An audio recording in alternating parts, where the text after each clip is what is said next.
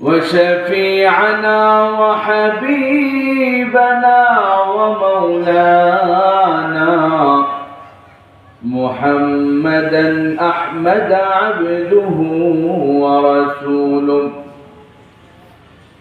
أرسله بالحق بشيرا ونذيرا وداعيا إلى الله بإذنه وسراجا منيرا. أما بعد فأعوذ بالله من الشيطان الرجيم. بسم الله الرحمن الرحيم. نون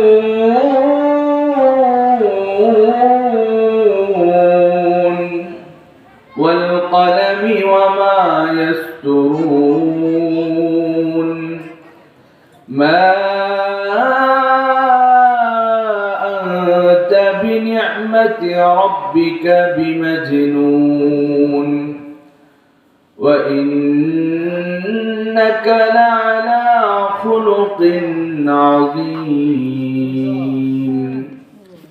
وقال رسول الله صلى الله عليه وسلم إنما بعثت لأتمم مكارم الأخلاق أو كما قال عليه الصلاة والسلام. সবাই আমরা দুরূদ ইব্রাহিম পড়ি। اللهم صل على محمد وعلى آل محمد كما صليت على إبراهيم وعلى آل إبراهيم إنك حميد مجيد. اللهم بارك على محمد وعلى آل محمد كما باركت على إبراهيم وعلى آل إبراهيم إنك حميد مجيد. بلغ العلا بكماله كشف الدجى بجماله حسنت جميع خصاله صلوا عليه وآله. لا إله إلا الله لا إله لا إله إلا الله لا إله إلا الله. অনেকে দূরে দূরে বসছেন, ঠান্ডার দিন যদি একটু কাছে কাছে বসা হয় তাহলে ঠান্ডাটা একটু কম লাগবে। কি বলেন? যে আমরা যে দূরে দূরে বসে আছি মাঝখানে কিন্তু আপনার ঠান্ডা, বনের তো কোনো ঠান্ডা হবে না জায়গা, যে জায়গাটাকে গরম করছিলাম এমন হুজুর আমরা কইতাছি এটা আবার নতুন করে করতাম। এই জন্য একটু জমে জমে বসে মাঝখানে যেন শয়তান না বসতে পারে। আল্লাহ রাসূল সাল্লাল্লাহু আলাইহি ওয়াসাল্লাম বলছেন কোন মসজিদে যখন বসা হবে এই মসজিদে যেন ফাঁকা না থাকে, আর এই ফাঁকা জায়গার মধ্যে শয়তান এসে কি করে অবস্থান করে। তিন জায়গায় ফাঁকা রাখা যাবে না। এর মধ্যে এক জায়গা হলো যখন কোনো দিনই আলোচনা হবে আর সবাই জমে বসা। সাহাবাই কেরাম রাসূল সাল্লাল্লাহু আলাইহি ওয়াসাল্লাম যখন বয়ান করতেন, নসিহত করতেন, তখন সাহাবাই কেরাম এমন ভাবে বসতেন বলে তাদের মানে এই বসাটা এমন ছিল যে মাপা যাইত, আকৃতি ছিল না। সুবহানাল্লাহ। এই জন্য ইনশাআল্লাহ আলহামদুলিল্লাহ আলহামদুলিল্লাহ মাশাআল্লাহ সবাই এসে জমে বসতেছে। আল্লাহ তাআলা এতটুকু আসার তৌফিক দান করুন। লা ইলাহা ইল্লাল্লাহ লা ইলাহা নেই কোনো মাবুদ আল্লাহ ছাড়া, নেই কোনো ইলা মাওলা ছাড়া, লা ইলাহা ইল্লাল্লাহ, লা ইলাহা লা ইলাহা ইল্লাল্লাহু মুহাম্মাদুর রাসূলুল্লাহ সাল্লাল্লাহু আলাইহি ওয়াসাল্লাম। যদিও মোদের পথে পথে জ্বলবে চালু শত, তুমি প্রভু থাকলে সাথে চিন্তা নাহি তত। যদিও মোদের পথে পথে জ্বলবে চালু শত,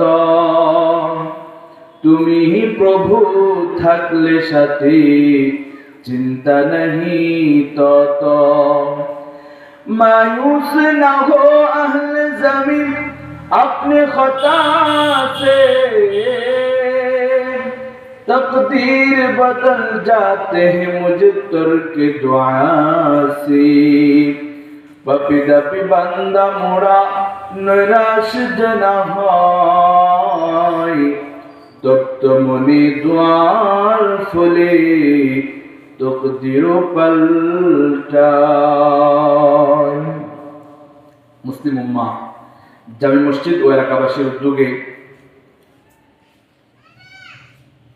8তম বার্ষিক ওয়াজ ও দুয়ার মাহফিল। উক্ত মাহফিলের সম্মানিত সভাপতি বুজুর্গ আল্লাহর ওয়ালা একজন ব্যক্তি, আপনাদের এলাকার মুরব্বী কারি আব্দুর রাজ্জাক সাহেব দামাত বারকাতুহু। আল্লাহ তাআলা হযরতকে হায়াত বাড়িয়ে দিক, সকলে বলেন আমিন। তিনি একজন আপনাদের অত্র এলাকার একজন আল্লাহ ওয়ালা মানুষ। হয়তোবা তিনার লেবাস, পরিবেশ এগুলো দেখে না চিনতে পারে, কিন্তু আল্লাহ ওয়ালাদের সোহবত তার অনেক। আল্লাহ তাআলা হযরতকে হায়াতে তয়্যিবা দান করুন, সকলে বলেন আমিন। প্রধান বক্তা আপনাদের প্রিয় আলোচক হযরত মাওলানা মুফতি আতিকুল্লাহ সাহেব হুজুর দামাত বারকাতুহু ঠিক 10টায় এখানে আলোচনা করবেন। তিনি আসতেছেন 10টায় আলোচনা করবেন। আমার পরে ইনশাআল্লাহ আরেকজন আলোচনা করবে কিছুক্ষণ, তারপরে আতিকুল্লাহ সাহেব ঠিক 10টায় আসবে। এর জন্য আমরা যারা এদিক সেদিক ঘোরাফেরা করতেছি, কখন আসবে কি হবে, যথাসময় হুজুর এখানে উপস্থিত হবেন, বলেন আলহামদুলিল্লাহ। আল্লাহ তাআলা আসার তৌফিক দান করুক, সকলে বলেন আমিন। উক্ত মাহফিলের সম্মানিত মুআজ্জাজ মুকাররম উলামায়ে কেরাম, পৃথিক সমতুল্য আমার ভাব জানেরা, পর্দার আড়ালে সম্মানিত মা ও বোনেরা, প্রাণ প্রিয় যুবক ভাইরা, আল্লাহ রাব্বুল আলামিনের কাছে লাখো শুকরিয়া যে আল্লাহ তাআলা আমাদেরকে প্রতি বছর এই বছরও মুসলিম উম্মাহ জামি মসজিদের উদ্যোগে মুষ্টিময় কিছু আল্লাহর বান্দাকে আমাদেরকে ওয়াজ ও দুয়ার মাহফিলে আসার বসার তৌফিক দান করেছেন। এই জন্য দিল থেকে, অন্তরস্থল থেকে শুকর আদায় করি, বলে আলহামদুলিল্লাহ। আল্লাহ তাআলার বড় মেহেরবানি, এত শীতের কনকনে এই সময়ের মধ্যেও আল্লাহ তাআলা আমাকে আপনাকে কবুল করেছেন, এই জন্য সকলে বলেন আলহামদুলিল্লাহ। দুনিয়াতে সব থেকে বড় পাওয়া কি জিনিস? আমরা অনেকেই চিন্তা করি, আল্লাহ দুনিয়াতে যদি কারো আল্লাহ তাআলা তাকে 10টা সন্তানের মালিক বানায়, সন্তান দেয় 10টা ছেলে সন্তান, সে শাস্ত্রের মধ্যে বলে বেড়ায়, আল্লাহ আমি আল্লাহর কাছে আর কিছু চাই না, আমার তুমি 10টা সন্তান দিছ, মানে পাওয়ার এই সেই, আমার এটাই যথেষ্ট, আল্লাহ তোমার কাছে আর কিছু চাই না। কাউরে আল্লাহ তাআলা টাকা দিছে, সে বলে দুনিয়াতে যা পাওয়া দরকার পাইছি, আমার তো টাকা পয়সার কোনো অভাব নাই, আল্লাহ তুমি যা দেওয়া দিয়ে দিছ, আর কিছু চাই না। কাউকে আল্লাহ তাআলা চেয়ার দিছেন, ক্ষমতা দিছে, সে মনে করে আল্লাহ দুনিয়াতে সব থেকে বড় পাওয়া চেয়ার চাইছিলাম, এই চেয়ারটাই দিয়ে দিচ্ছে, চেয়ারের মালিক হয়েছে, ক্ষমতা পেয়েছি। বলেন একজন মুমিন বান্দার জন্য দুনিয়াতে এই সব, এগুলো কি সব থেকে বড় পাওয়া? এগুলো কি পাওয়া? বলে না, এইসব কোনটাই মুমিন মুসলমান বান্দার জন্য আল্লাহ তাআলার পক্ষ থেকে এটা সবথেকে বড় পাওয়া নয়, সবথেকে বড় পাওয়া হলো এই দুনিয়াতে আল্লাহ তাআলার গোলামি করার সুযোগ যদি আল্লাহ তাআলা কোনো বান্দাকে করে দেয়, এটাই পৃথিবীর মধ্যে সবথেকে আল্লাহ তাআলার পক্ষ থেকে উত্তম পাওয়া। ঠিক না বেটি? এর থেকে বড় পাওয়ার কিছুই নাই। ও মুসলমান ভাই, আমরা সকলেই চিন্তা করি টাকায় আমার সব কিছু বড় পাওয়া, কিন্তু টাকা আপনার কাছে চিরকাল থাকবে না। টাকা আজকে আপনার কাছে আছে, আগামীকাল সেই টাকা আরেকজনের কাছে চলে যাবে। বলে আপনার 10 সন্তান আছে, সন্তানগুলোকে আপনি বিবাহ শাদী করে ফেলেছেন। বলে আপনার সন্তান আদিগুলো বিবাহ শাদী হওয়ার পরে আপনি বৃদ্ধ হয়ে গেছেন। বলে এই সন্তানরা আপনি বলেছিলেন দুনিয়ার মধ্যে সব থেকে বড় পাওয়া। বলে এই সন্তানরাই সকাল বেলার খাবার খেয়ে দিবে, এমন একজন সন্তান খুঁজে পাওয়া যায় না। মা বাবা যখন বৃদ্ধ হয়ে যায়, সন্তানদেরকে কত কষ্ট করে লালন পালন করে জীবিকা পরিচালনা করে সন্তানগুলোকে বিবাহ শাদী করায় দিছে। এখন মা বাবা বয়সের কারণে, তারা বয়স হয়ে যাওয়ার কারণে, অতি বৃদ্ধ হয়ে যাওয়ার কারণে বলে সব থেকে কষ্টের দামি ঘর বানানো ঘর, এই ঘরের মধ্যে থাকতে দেয় না।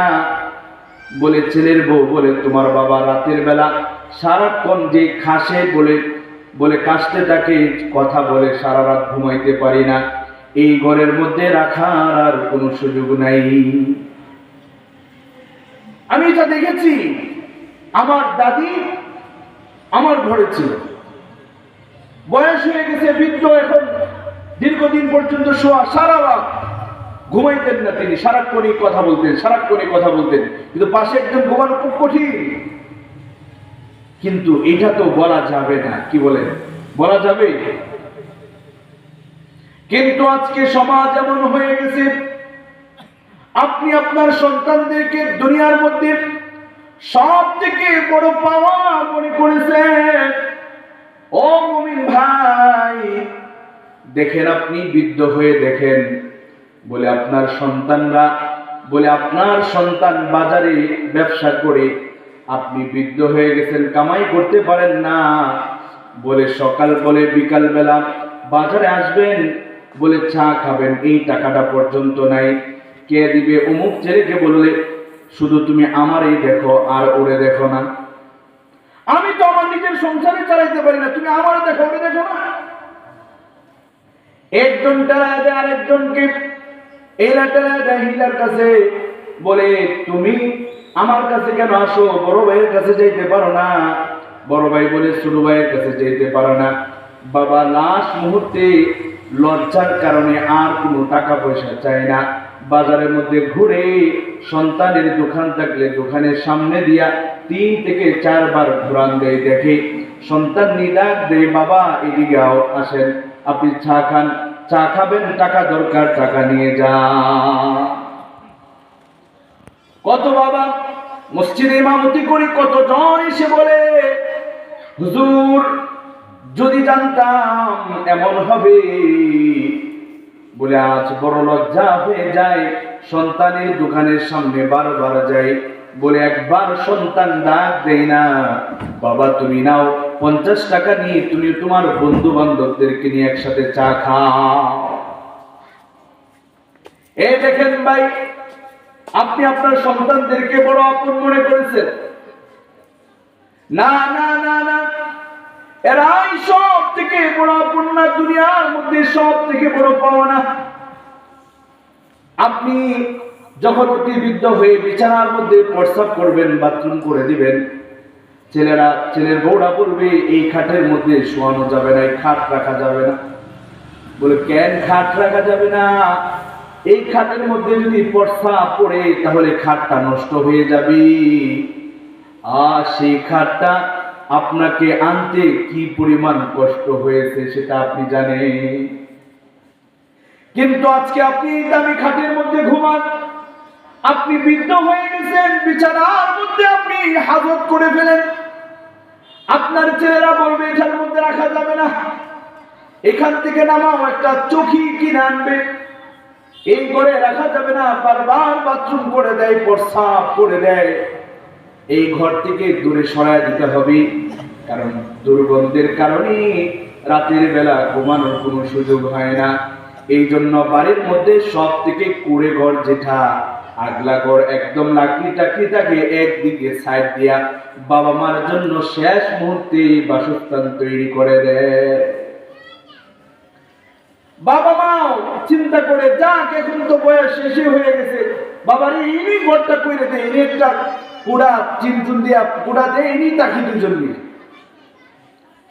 পাক শাক কিছুই করতে পারে না। সকালবেলা নাস্তা নিয়ে আসবে কে? বলে নাস্তা কে আনবে? অমুক বলে তুমি যাও, অমুক বলে তুমি যাও। এভাবে করতে করতে 10টা বেজে যায়, কিন্তু বাবা মার মুখের মধ্যে এখনো খাবার যায় না। ও যুবক ভাইরা, ও আমাদের সামনে আমার প্রাণ প্রিয় মুমিন মুসলমান ভাইরা, একবার চিন্তা করে দেখেন, মা বাবা আমাদের জন্য কি না করেছে। যে মা বাবা আপনি একবার বলেছেন টাকা লাগবে 50, কানের মধ্যে আওয়াজ যাওয়ার পরে যদিও পকেটে টাকা না থাকে, 3 ঘর 3 দোকান 3 বন্ধুর কাছে চাইয়া হলেও আপনাকে 50 টাকা হাতে দিয়েছি। আপনি স্কুলে যাবেন, মাকে বললেন মা আমার টাকা লাগবে, বাবার কাছে নাই, মার কাছে নাই, 3 ঘর ঘুরে টাকাটা ব্যবস্থা করে আমি যাওয়ার সঙ্গে সঙ্গে দিয়ে দিলাম। মা এখন বোনের বাসায় যাবে, ছেলের কাছে বলছে তোর বোনের বাসায় যাবো, একটু বেড়াইতে যাই, কিছু টাকা দে। তুমি আমার কাছে আসছো কেন? ওর কাছে যাও, অমুকের কাছে যাও, অমুকের কাছে যাও। 3 ছেলের কাছে ঘোরার পরে আর তোর বোনের বাসায় যাওয়া লাগবে না, টাকারও ব্যবস্থা হয় না। কি বলেন, ঠিক না বেটি? নাই, সব অভাব নাই। ছেলে সন্তানকে মা হাজত করে দেয়, প্রস্রাব করে দেয়, কে ধরবে, কে পরিষ্কার করবে, এমন একজন ব্যক্তি খুঁজে পাওয়া যায় না। সন্তানরা পর্যন্ত লাস্ট মুহূর্তে মা বাবা শরীর পচে, শরীরের মধ্যে কিয়া ধরে, তারপর একজন ধরার জন্য লোক পাওয়া যায়। এ বাবা, তুমি চিন্তা করো না, তোমার যে ছোটকালে তুমি বাথরুম করেছো, সেই বাথরুমটা খাবারের সামনে বাথরুম করেছে, কোনদিন মা এই বাথরুমের দুর্গন্ধটা নিয়ে একটু নাকটা ছিটকেও না। খাবারের সামনে বাথরুম করে দিছে, মা কোনদিন নাকটাকে ছিটকাই নাই। খাবার অর্ধেক রেখা তোমাকে পরিষ্কার করে, হাজত পরিষ্কার করে আবার খানাতে বসছে, একবারও ঘৃণা করে নাই। আজ মা বাবা বৃদ্ধ হয়ে পড়েছে, বিছানায় হাজত করে দেয়, তোমার নাকের ভিতরে কিভাবে তোমার ঘৃণা আসে? তোমার কি মনে হয় না? এই কথাটা তোমার মনে হয় না? আমার মা কিভাবে আমাকে লালন পালন করেছে। তাহলে দুনিয়াতে সব থেকে বড় পাওয়া আল্লাহ তাআলা বলেন, বলে সব থেকে দুনিয়াতে পাওয়া হলো বান্দার জন্য ওই পাওয়া, আল্লাহ তাআলার গোলামি করার সুযোগ যদি আল্লাহ তাআলা কোন বান্দাকে করে দেন, ঠিক না বেটি? এর থেকে বড় পাওয়া আর কিছুই হতে পারে না। আল্লাহ তাআলা আমাদের সকলকে আল্লাহর গোলামি করার তৌফিক দান করুক, সকলে বলেন আমিন। আমি আপনাদের সামনে একটি আয়াত তেলাওয়াত করেছি, একটা সূরা, সূরাতুন নূন, সূরাতুল কলম। এই কলম থেকে আপনাদের সামনে একটা কিছু আয়াত পড়েছি, এর মধ্যে একটা আয়াত আপনাদের সামনে একটু আলোচনা করব। আল্লাহ তাআলা আমাদেরকে যে নবী দিয়েছেন, বলেন শুধু আমাদেরই নবী? আল্লাহ তাআলা আমাদেরকে যে নবী দিয়েছেন, সেই নবী শুধু আমাদেরই নবী নয়, ঠিক না বেটি? আল্লাহ রাব্বুল আলামিন যত আদম আলাইহিস সালাম থেকে যত নবীরা আসছে, এক একজন এক এক গোত্রের নবী ছিলেন, কিন্তু আল্লাহ তাআলা আমাদেরকে যে নবী দিয়েছেন, সেই নবী পৃথিবীর সব কিছুর নবী হলো আমাদের নবী মুহাম্মদুর রাসূলুল্লাহ। আপনি যদি বলেন আসমানকে, হে আসমান তোমার নবী কে? সে বলবে আমার নবী মুহাম্মদুর রাসূলুল্লাহ। আপনি যদি বলেন জমিন তোমার নবী কে? সে বলবে আমার নবী মুহাম্মদুর রাসূলুল্লাহ। আপনি যদি গাছকে বলেন হে গাছ তোমার নবীকে, সে বলবে আমার নবী মুহাম্মদুর রাসূলুল্লাহ। আপনি যদি মাছকে জিজ্ঞাসা করেন হে মাছ তোমার নবীকে, সে বলবে আমার নবী মুহাম্মদুর রাসূলুল্লাহ। আপনি যদি সিংহকে জিজ্ঞাসা করেন ও সিংহ তোমার নবীকে, সে বলবে আমার নবী মুহাম্মদুর রাসূলুল্লাহ। আপনি যদি হরিণকে জিজ্ঞাসা করেন এ হরিণ তোমার নবীকে, সে বলবে আমার নবী মুহাম্মদুর রাসূলুল্লাহ। বলে আপনি যদি বলে সাপকে জিজ্ঞাসা করেন সাপ তোমার নবীকে, সে বলবে আমার নবী মুহাম্মদুর রাসূলুল্লাহ। আপনি যদি একটি পিপীলিকাকে জিজ্ঞাসা করেন ও পিপীলিকা তোমার নবীকে, সে বলবে আমার নবী মুহাম্মদুর রাসূলুল্লাহ। বলে আল্লাহ তাআলা পৃথিবীর মধ্যে যত মাখলুকাত তৈরি করেছেন সকল মাখলুকাত বলবে আমার নবী মুহাম্মদুর রাসূলুল্লাহ সাল্লাল্লাহু আলাইহি ওয়াসাল্লাম। বলে এখানেই শুধু শেষ নয়, হযরত আদম আলাইহিস সালামকে যদি জিজ্ঞাসা করেন ওগো নবী আদম আপনার নবীকে, আদম আলাইহিস সালাম বলবেন আমার নবী মুহাম্মদুর রাসূলুল্লাহ। বলে হযরত নূহ আলাইহিস সালাম বলবেন আমার নবী মুহাম্মদুর রাসূলুল্লাহ। হযরত ইব্রাহিম আলাইহিস সালাম বলবেন আমার নবী মুহাম্মদুর রাসূলুল্লাহ। হযরত ইসমাঈল আলাইহিস সালাম বলবেন আমার নবী মুহাম্মদুর রাসূলুল্লাহ। হযরত ঈসা আলাইহিস সালাম বলবেন আমার নবী মুহাম্মদুর রাসূলুল্লাহ। হযরত ইউসুফ আলাইহিস সালাম বলবেন আমার নবী মুহাম্মদুর রাসূলুল্লাহ। আল্লাহ তাআলা আদম আলাইহিস সালাম থেকে ঈসা আলাইহিস সালাম পর্যন্ত যত নবী আল্লাহ তাআলা পাঠিয়েছেন সকল নবীরা বলবে আমার নবী মুহাম্মদুর রাসূলুল্লাহ সাল্লাল্লাহু আলাইহি ওয়াসাল্লাম। তাহলে আমরা যে নবী পেয়েছি এই নবী কি ছোট নবী? এই নবী কি ছোট নবী? আল্লাহ তাআলা আমাদেরকে কত বড় নিয়ামত দিয়ে পাঠাইছে। আজ সেই নবীকে আমরা ছেড়ে দিয়েছি। শুধু মুখে বলি আমি নবীকে ভালোবাসি মহব্বত করি, মনের ভিতরে শুধু ভালোবাসা মুখে আসে, কিন্তু আমার দিলের ভিতরে অন্তরে আমার সামাজিক সব জায়গার ভিতরে নবীর আদর্শ আজ নাই।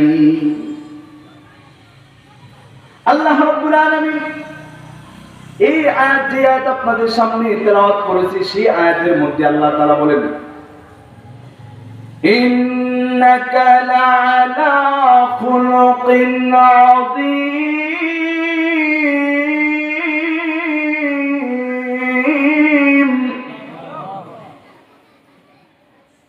আল্লাহ রাব্বুল আলামিন বলেন ওগো নবী আমি আপনাকে এই দুনিয়ার মধ্যে প্রেরণ করেছি সর্বোচ্চ আখলাক আর চরিত্র দিয়া। আমি আল্লাহ তাআলা পৃথিবীর যত বস্তু আছে সব কিছুর আখলাক আপনার মধ্যে দিয়ে দিয়েছি।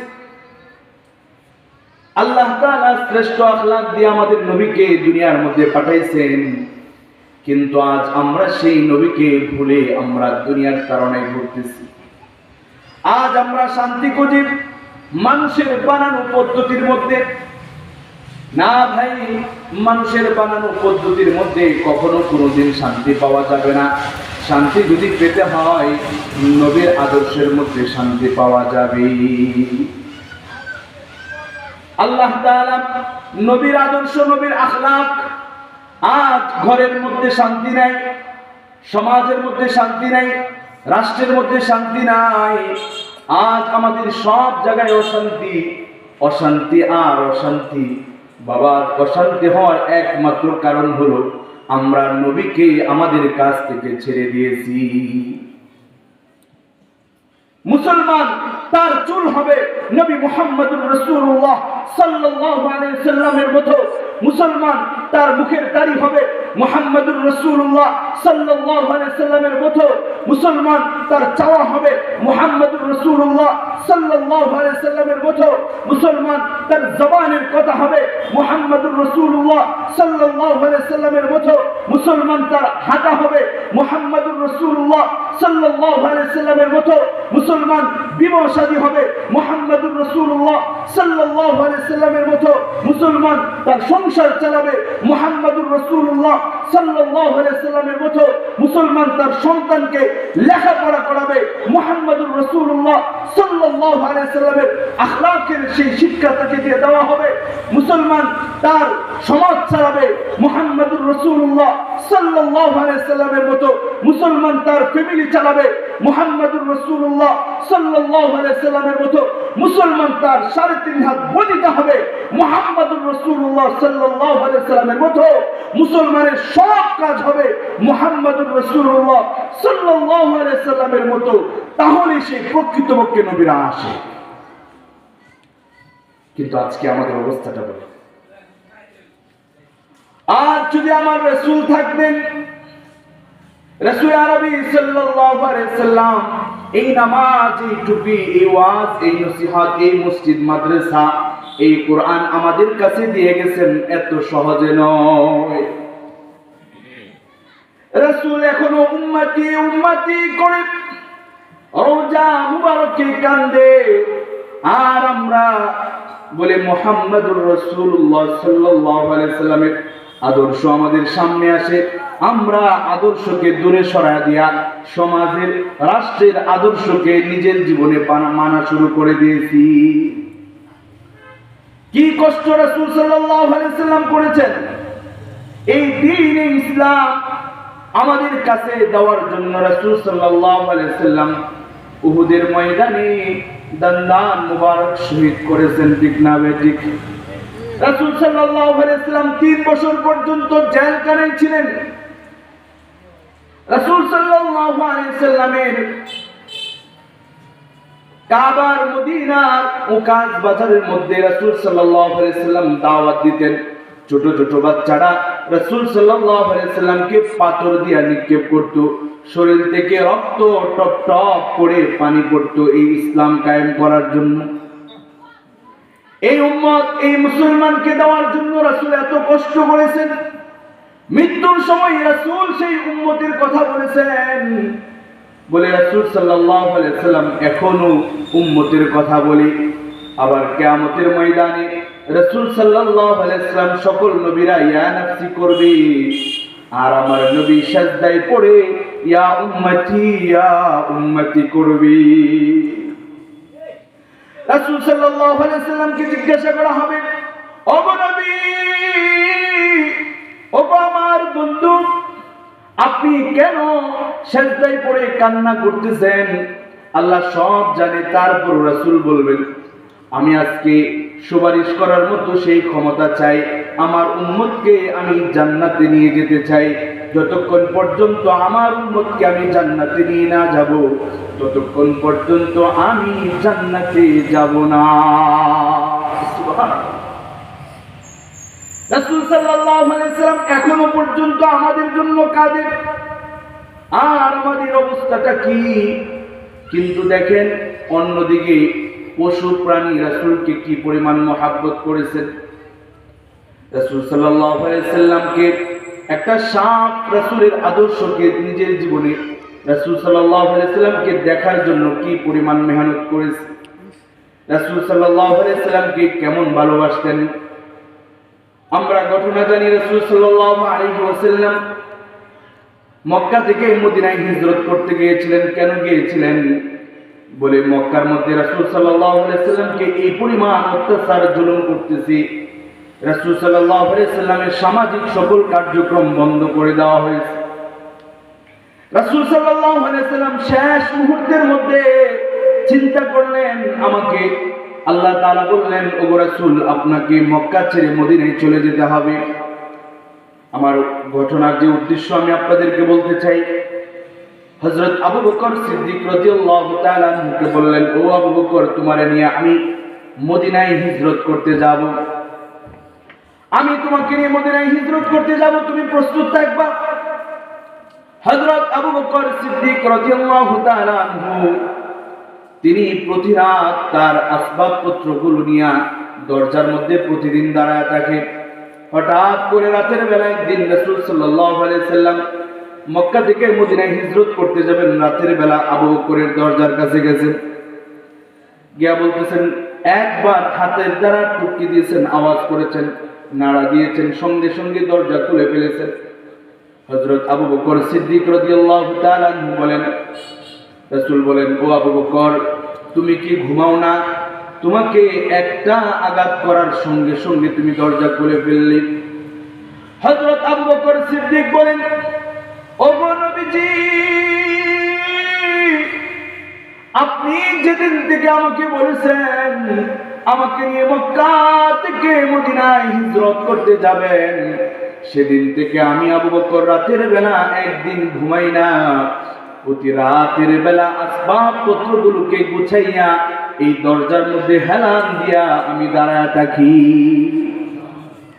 ওগো নবীজি, আপনি যদি একবারের জায়গায় দুইবার আপনি আমাকে ডাক দেন কষ্ট হতে পারে, এই জন্য আমি এই দরজার মধ্যে দাঁড়ায় আছি। রাসূল সাল্লাল্লাহু আলাইহি ওয়াসাল্লাম হযরত আবু বকর সিদ্দিককে নিয়ে রওনা হলেন। কিছু দূর যাওয়ার পরে পিছন দিয়ে শত্রুরা রাসূল সাল্লাল্লাহু আলাইহি ওয়াসাল্লামকে হত্যা করার জন্য তারা পায়তারা শুরু করলেন। শেষ মুহূর্তে গুহার মধ্যে হযরত আবু বকর সিদ্দিক রাদিয়াল্লাহু তাআলা আনহুকে নিয়ে এখানে অবস্থান করলেন। ঠিক না বেটি? জানেন না ঘটনা? মেইন উদ্দেশ্য আমার যেটা বলার হলো, এই গুহার মধ্যে গেলেন, যাওয়ার পরে এই গুহাতে অবস্থান করলেন। রাসূল সাল্লাল্লাহু আলাইহি ওয়াসাল্লাম রাতের বেলা ঘুম হয়নি, দীর্ঘ সময় হাঁটছেন, হাঁটার কারণে ক্লান্ত হয়ে গেছেন। রাসূল বলেন, হে আবু বকর, তুমি বসো, আমি একটু বিশ্রাম করতে চাই।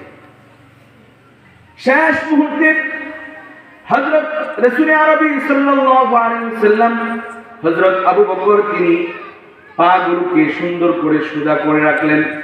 রাসূল সাল্লাল্লাহু আলাইহি ওয়াসাল্লামের মাথা মুবারক হযরত আবু বকর সিদ্দিক রাদিয়াল্লাহু তাআলা আনহু বলে ওরা মুবারকের মধ্যে রাখলেন, পায়ের উপরে রাখলেন। রাইখা রাসূল সাল্লাল্লাহু আলাইহি ওয়াসাল্লাম তিনি ঘুমাচ্ছেন। রাসূল সাল্লাল্লাহু আলাইহি ওয়াসাল্লাম ঘুমাইতেছেন। হযরত আবু বকর দেখে চতুর্দিকে একের পর এক গর্ত, চতুর্দিকে গর্ত দেখা যায়। বলে হযরত আবু বকর রাদিয়াল্লাহু তাআলা চিন্তা করলেন, রাসূল এখানে ঘুমাইতেছে, এই গর্ত দিয়া কোনো না কারণে কোনো সাপ বিচ্ছু রাসূলকে আঘাত করতে পারে। এই জন্য তিনি চিন্তা করলেন, গায়ে যে একটা কাপড় ছিল এই কাপড়টাকে তিনি ছিঁড়লেন। বলে একটা একটা গর্ত করে প্রত্যেকটা গর্তের মধ্যে কাপড় দিয়ে রেখে দিলেন। শেষ মুহূর্তে একটা গর্ত, সেটা কাপড় দিয়ে দেখার মতো কোনো সুযোগ নাই। তিনি না দেখা চিন্তা করলেন, এটাকে আমার পা দ্বারা আমি দেখা রাখি, যেন কোনোভাবে কোনো সাপ বিচ্ছু কোনো বিষাক্ত প্রাণী যেন রাসূল সাল্লাল্লাহু আলাইহি ওয়াসাল্লামের ঘুমের কোনো ডিস্টার্ব না করতে পারি। হযরত আবু বকর সিদ্দিক রাদিয়াল্লাহু তাআলা আনহু বারবার কিভাবে রাখলেন। কিছুক্ষণ পরে এক সাপ এসে রাসূল সাল্লাল্লাহু আলাইহি ওয়াসাল্লামের পার মধ্যে বলে আঘাত করে দিলেন। রাসূল সাল্লাল্লাহু আলাইহি ওয়াসাল্লামের বলে ঘুমাইতেছেন, হযরত আবু বকর রাদিয়াল্লাহু তাআলা আনহুকে আঘাত করার সঙ্গে সঙ্গে বিষের যন্ত্রণায় তার চেহারা মুবারক বলে এমন ভাবে মলিন হয়ে যেতে শুরু করলো। বিশ্বের যন্ত্রণা তিনি কাতর হয়ে গেলেন। বারবার চোখ দিয়া পানি পড়তেছে, বারবার মুছতেছে, কিন্তু রাসূল সাল্লাল্লাহু আলাইহি ওয়াসাল্লামকে ডাক দেয় না, কারণ রাসূল এখানে ঘুমাইতেছে। আমি যদি রাসূলকে ডাক দেই, রাসূলের ঘুমের ডিস্টার্ব হতে পারে। আর আমি আবু বকরের কি আর কোনো দিন এমন হবে দু জাহানের বাদশা সাইয়্যিদুল মুরসালিন হযরতে মুহাম্মদুর রাসূলুল্লাহ এই মাথা মুবারক আর আমার উরুর উপরে রাইখা এরকম সৌভাগ্য হবে কিনা? হযরত আবু বকর খুব কাতর। শেষ মুহূর্তে চোখের পানি রাসূলের চেহারা মুবারকের মধ্যে পড়ে যায়।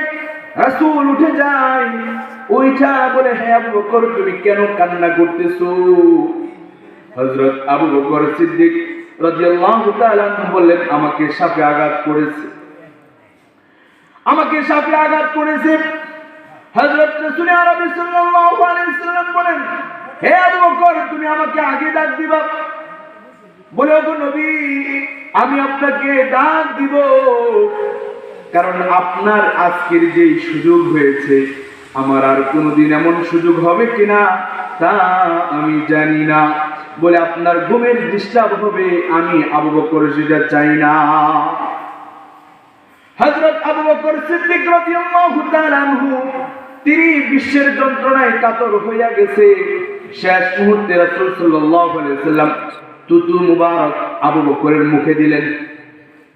দেওয়ার সঙ্গে সঙ্গে শরীরের মধ্যে যে বিষ যন্ত্রণা ছিল, সঙ্গে সঙ্গে হযরত আবু বকর রাদিয়াল্লাহু তাআলা আনহুর বিষ যন্ত্রণা নগদেই সেটা শেষ হয়ে গেছে। সুবহানাল্লাহ। রাসূল সাল্লাল্লাহু আলাইহি ওয়াসাল্লাম কি পরিমাণ মুআজিজা ছিলেন, সঙ্গে সঙ্গে ভালো হয়ে গেছেন। এই দিক থেকে সাপ বের হয়ে আসছে, আল্লাহ তাআলা সাপের জবান খুলে দিয়েছেন। বলেন সুবহানাল্লাহ। সাপের জবান খুলে দেওয়ার পরে সাপ বলতেছেন, ওগো নবীজি, আমি আজ 100 বছর আগে আমি এক মজলিস দিয়া যেতেছিলাম। এর মধ্যে পণ্ডিতরা, তারা তাওরাত, জাবুরের, ইনজিলের এই পণ্ডিতরা তারা বলতেছিল শেষ নবী আসবে, যার নাম হবে মুহাম্মদুর রাসূলুল্লাহ সাল্লাল্লাহু আলাইহি ওয়াসাল্লাম, যিনি মক্কা থেকে মদিনায় হিজরত করতে যাবে আর এই গুহার মধ্যে তিনি এখানে অবস্থান করবে। বলে সেদিন থেকে আমি সাপ এই গুহার মধ্যে এখানে অবস্থান করি। সুবহানাল্লাহ। সাপ বলতেছে দীর্ঘ বছর যাবত, 100 বছর যাবত এখানে আমি অবস্থান করি। ওগো নবী, আমি আপনাকে একটি বার আপনাকে দেখার জন্য, ওগো নবীজি, আপনাকে আমি একটা গর্ত করার পরে চিন্তা করলাম এই গর্তটা বন্ধ হয়ে যেতে পারে, আবার আরেকটা গর্ত করলাম, বলে এটাও কোনো সময় বন্ধ হয়ে যেতে পারে, আবার আরেকটা গর্ত করলাম, এটাও তো আবার বন্ধ হয়ে যেতে পারে। এই জন্য আমি ঘুরতে আমার এই গুহার চতুর্দিকে আমি গর্ত করে রাখলাম, যে কোনো এক গর্ত দিয়া যেন আমি আপনাকে দেখতে পারি। আপনি যখন এই গুহার ভিতরে প্রবেশ করলেন, এই গুহার ভিতরে আসার পরে আপনার ঘ্রাণ যখন আমার নাকের মধ্যে গেল, ওগো নবীজি, আমি পাগল করা হয়ে গেলাম। আপনাকে 2 নয়নে একবার দেখার জন্য আমি আমার দীর্ঘদিন যাবত এখানে অবস্থান করতেছি। নবী নবী বলে আর কত কাল আমি কাঁদবো, নবী নবী বলে আর কত কাল আমি কাঁদবো। আপন নয়নে কবে জানি প্রিয় নবীজিকে দেখবো, নবী নবী বলে আর কত কাল আমি কাঁদবো। ওই সাপ বলতেছে, ওগো নবীজি, আমি পাগল পড়া হয়ে গেলাম, আপনাকে 2 নয়নে একবার দেখার জন্য আমি পাগল পড়া হয়ে গেলাম। চতুর্দিকে আমি পাগলের মতো ছুটতেছিলাম, আমি কোন দিক থেকে বের হব আপনাকে দেখব। প্রেমের অন্তরের ভিতরে আপনাকে দেখার যন্ত্রণা এই পরিবারে আমাকে কষ্ট দিতেছিল, যে দিক থেকে আমি চাই আপনাকে দেখব সেই দিকে বন্ধ করে দেয়। শেষ মুহূর্তে আমি নিরুপায় হইয়া আপনার সাথে হযরত আবু বকরকে আঘাত করতে বাধ্য হলাম। চিন্তা করে একবার দেখেন, এই সাপ যদি নবীকে চিনতে পারে, আমরা এখনো নবীকে আমরা চিনতে পারলাম না। ধনির পশু চিনল যারে, চিনল না হাই মানুষ তারি। ধনির পশু চিনল যারে, চিনল না হাই মানুষ তারি। আল্লাহ। আমরা যেই নবী এখনো উম্মতি উম্মতি করে কাঁদে, আমরা এখনো নবীকে চিনতে পারলাম না। ও ভাই, বলে রাসূল সাল্লাল্লাহু আলাইহি সাল্লামের আদর্শ হলো তুমি যখন খানা খাবে তুমি দস্তরখানা বিছায় খানা খাবে, তুমি যখন খানা খাবে তুমি হাত বলতো করে খানা খাবে, তুমি যখন খানা খাবে তুমি ডান হাত দিয়ে খানা খাবে।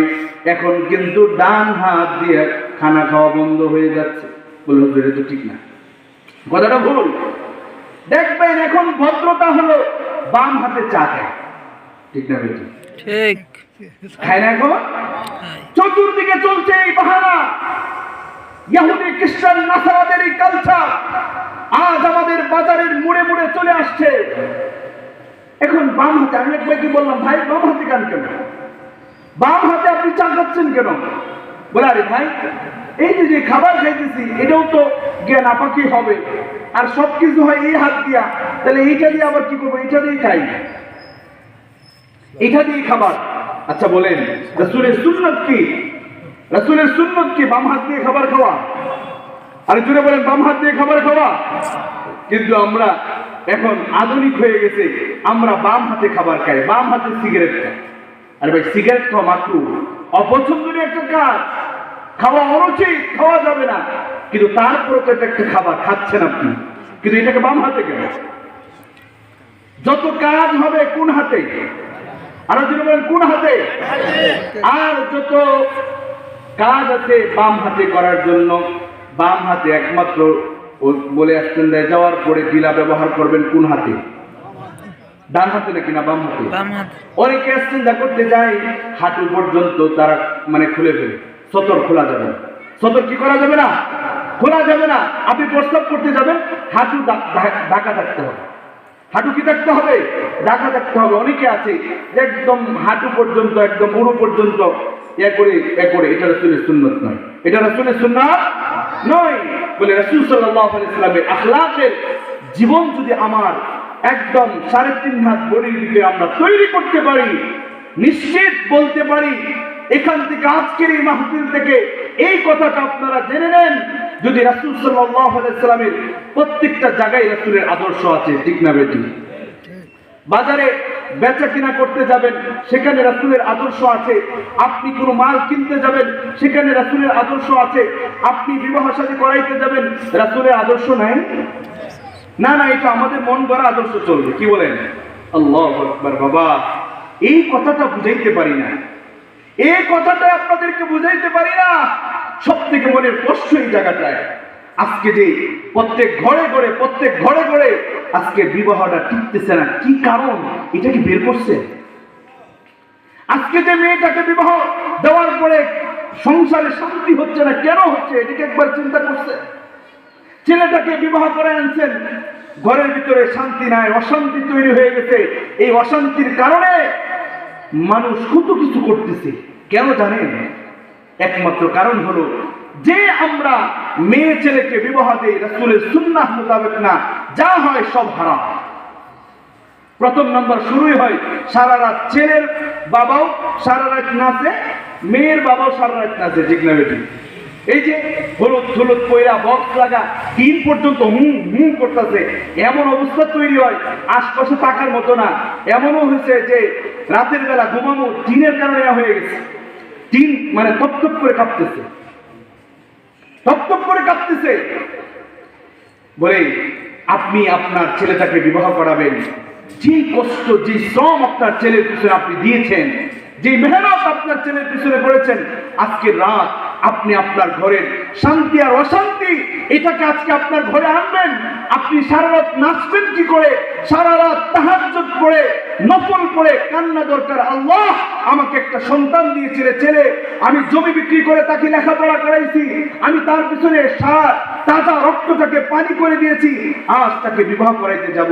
আল্লাহ দেখছি কতটুকু ভালো আছে সব তুমি জানো, মালিক তুমি দয়া করে একজন শান্ত ভালো দিনদার আখলাক ওয়ালা একজন বউ আমার ছেলের জন্য তুমি তৈরি করে দাও।